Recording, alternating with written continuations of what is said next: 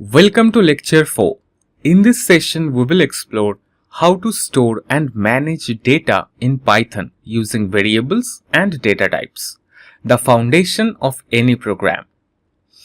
A variable is like a container of data.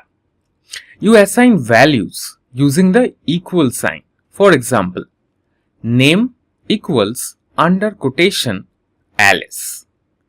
Age equals 25.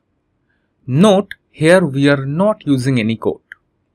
Height equals 5.8. Here we have used decimal point. Next is student equals true.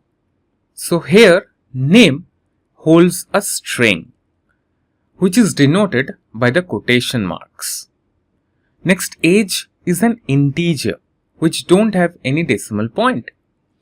Height is a float which have the decimal point, and is student is a boolean value. It can be true or false.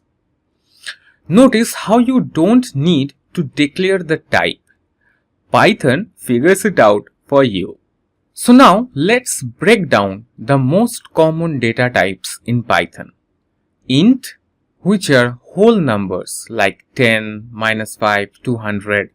Next float, decimal numbers like 3.14, 5.8. Next string, str. Text data like hello or Alice. Next boolean values like true or false.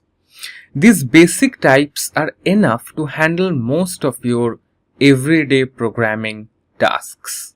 Next, type checking.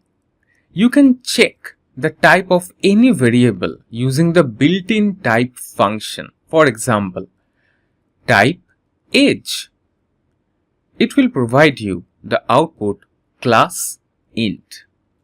This is helpful when debugging or when working with data from external sources like user input or APIs. Next, type conversion. Sometimes you will need to convert one type into another. For example, int under quotation 10. This converts string 10 to integer 10. Next, float under quotation 3.14. This converts string to float. Next, str 42. This converts number to string. This is called typecasting, and it's especially useful when handling user input, which comes in as a string by default. To summarize, variables let you store data, and data types define what kind of data you are working with.